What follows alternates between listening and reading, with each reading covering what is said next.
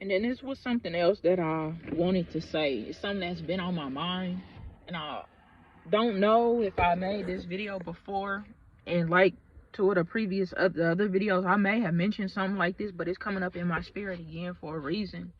And it was, when you are obedient to God, when you following the path that God told you to follow, when God said go here and you went there, when God say leave there and you left there, and again you are walking in obedience to God and you following God's direction for your life, but you have all these people coming up against you.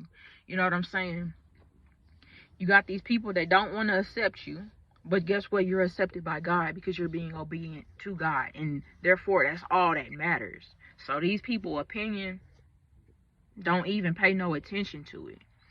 I was sitting down and I was thinking a lot of things that be coming to my mind. I just sit there and I think about it and I meditate on it. I might not make a video on it, but eventually it comes up again, and then that's how I know you need to speak on this topic, because it's not only be in my head, but somebody else comes to me without me opening up my mouth and saying something. And I'm telling you, these people that come up against you when you've been put somewhere, ooh, it's this. God put you somewhere to be a gift to people, to be a gift in people's lives. God sent you as an answered prayer to somebody's prayer. And what did they do when you got there? They judged you. They mistreated you. They lied on you.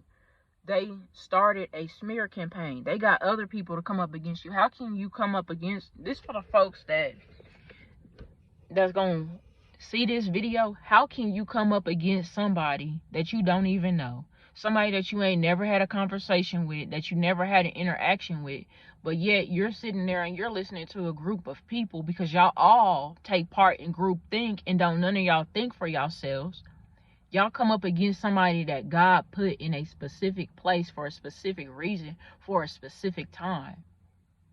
That could be in a family, that could be in a relationship, whether it be romantic or platonic, and that can be a work situation. You see, I've experienced all of these things, so that's why I speak on it, and I'm not afraid to speak on it. They missed the opportunity. And I agree with what somebody else said. God does not put chosen ones. If somebody is praying for a prayer to be answered and God answers that prayer and they mistreat that person, God's not sending another person like that. They just gonna have to miss your energy. And what a lot of us do is when people miss us, we believe them. Sometimes you just gotta let people be.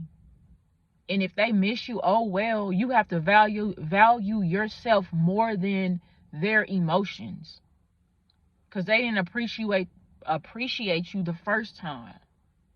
Let that shit go, and don't go back to it. They showed you who they are the first time. Believe them for that. And like another video I made, I said, if they change, good for them. 333, if they change, good for them. But let them go on their way. These people do come back. And if they change, they change. That's good. That's between them and the Lord. But stop letting these people come back in your lives.